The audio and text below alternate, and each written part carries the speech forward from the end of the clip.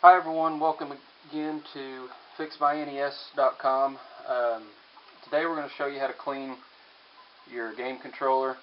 Over years of use you'll get a bunch of dirt and grime from your fingers, all the oil and stuff on your fingers. We'll get down under these buttons and cracks where you really can't get to them without taking it apart to clean them.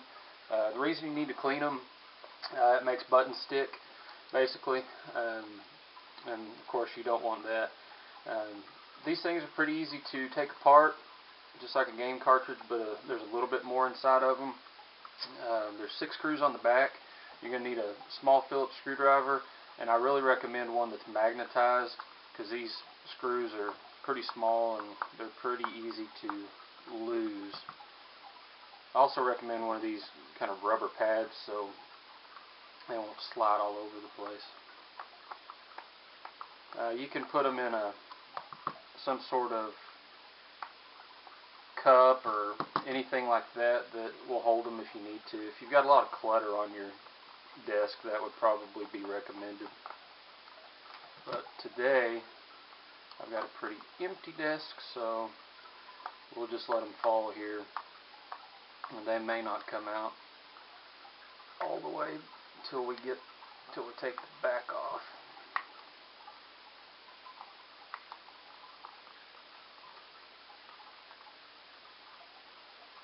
This controller is actually pretty beat up. I got it online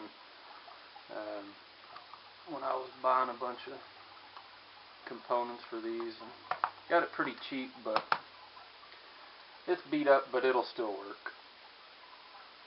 Okay, now we're going to take the back off. This last screw here. Okay, now we're going to take the back off. Make sure we've got all our screws piled up there. That one might not come out. That's okay, we'll leave that one in there.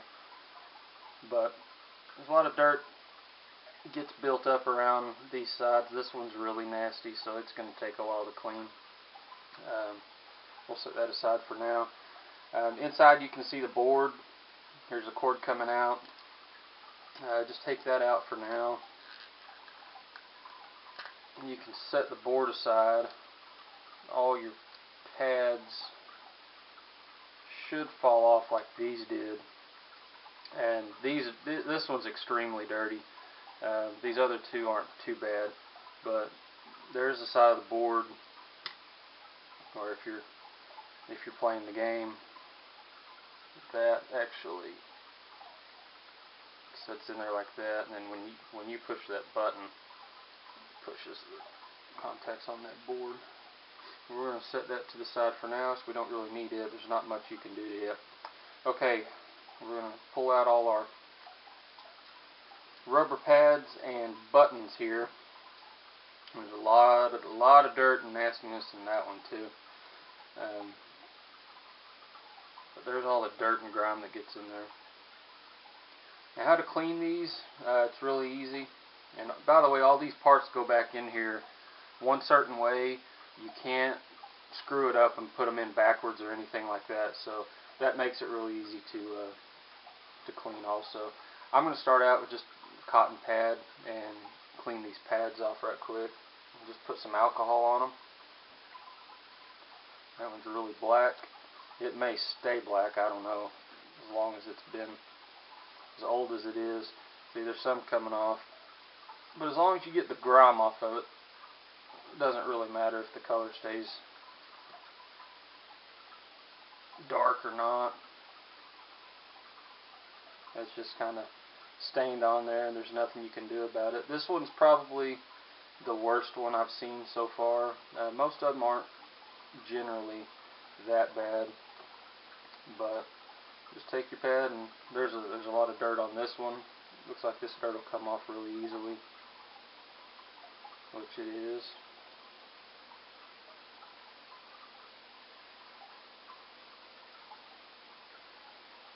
That's pretty good. If this wasn't for video purposes, I'd try to go as in-depth on these cleanings as I can. When I'm just here cleaning them for either myself or or somebody else. I've cleaned a few up for some people here locally in town, and of course you're kind of providing a service, so you want to go more in depth on them and get them just as clean as possible. These are usually about the worst because of the corners. You have to get in here with a Q-tip and just get in and twist your Q-tip as much as you can in those corners, along the sides.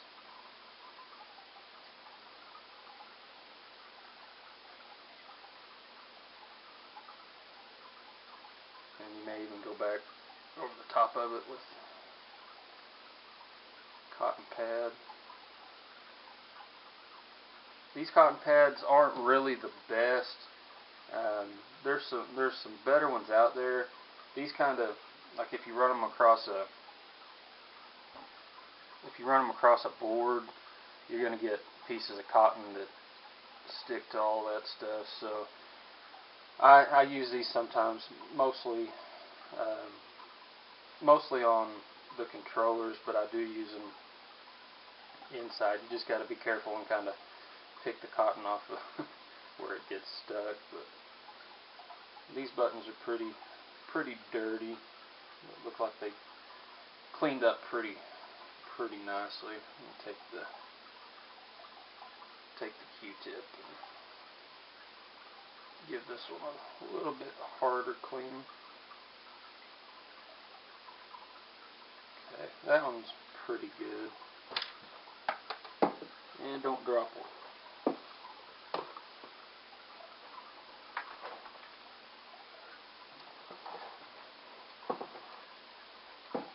Okay, I found it. And some of your older controllers, you know, they're dirty, they're stained, they're just going to be that way. There's nothing you can do about it. Just got to get them cleaned up as best you can. But like I said earlier, these are extremely dirty. There's a lot of gunk, and you'll see this inside the A and the B button, and also over here and inside in the select and start, where they go. You'll see a lot of buildup and gunk. I'm just going to kind of give this one a quick clean around the corners. You want to use your Q-tip to get down in there really good. Again, I'm not going to go as in-depth with my cleaning as I usually would, just for the simple fact that we don't have time for the video and it's not really necessary. You can figure out what you need to clean and how much you need to do on it.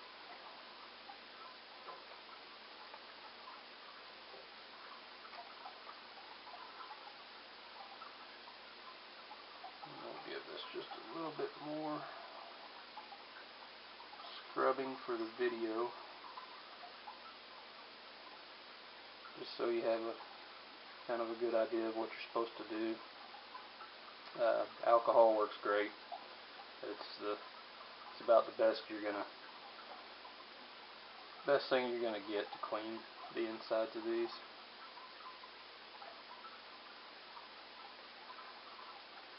Okay, we'll call that one good for now. This one, not much on the inside. Too bad. I don't know that will come off. But lots of dirt and gunk. That's for sure. I don't even remember where I got this one, but I think I got it from a guy. Came with a console that I bought to kind of as-is thing. There's guys out there that refurbish all this stuff and sell it. And you can actually, which I do that too. But guys that have some really good stuff out there, and there's a lot of good Nintendo items left out there that are almost brand new, or after these guys get done with them, after we get done cleaning them, they look almost brand new, and they work just like they're brand new. And that's kind of the goal of what we're trying to do here, is to help you get all of your NES items, whether it's a cartridge or a controller or the actual game system, working like it was back in the 80s when you unwrapped it at Christmas. And these things really aren't that hard to do by yourself. You might just need a kind of a walkthrough like we're doing today. But we're pretty much done cleaning here. To reassemble it, it's easy. What I do is I put the face cover down, put the buttons back in it. Again, there's little channels in these. They fit right down in there. You can't mess it up. The select and start button has a little hole here that corresponds to that screw hole, so you can't get it backwards. This one goes right back in. Of course, you can't screw that one up. And this one fits right over that screw hole and that little holder. And then the A and the B button, same thing. They've got little spots, that screw hole and then that holder. So they go back in there really nice and easily. You can't screw it up. Only other thing to do now is to put the board back in, and it'll line up in these holes. A little plastic tab there, plastic tab there. That's all lined up, flat, ready to go. Put your cord back in the same spot it came out of.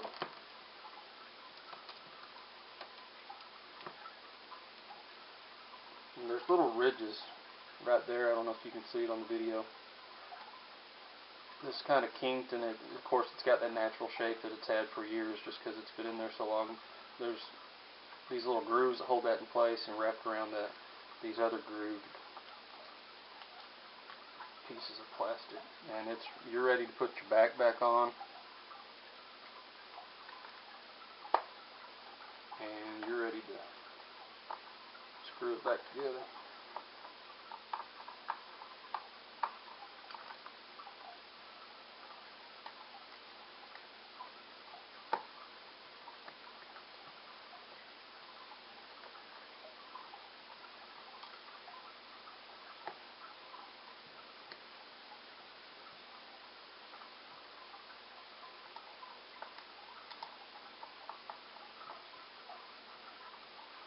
You want to get these snug, but you don't want to over tighten them.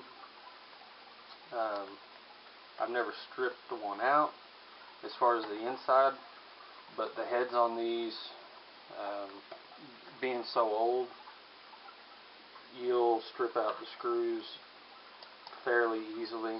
I had one controller that I was trying to put back, or trying to take apart the other day, and I'm going to have to work a little bit more on it because the head is screwed out, and that just comes with people opening them up several times over the years, and that just happens. But luckily you can buy replacement screws for them if you need them. But there you go. Your controller's cleaned. I didn't do any outside cleaning on this one. It's really not going to matter. It's all beat up, and that's just as good as this one's going to get pretty much. But as far as inside components are all clean and ready for another 10 or 20 years of gameplay, I hope. So, thanks for watching.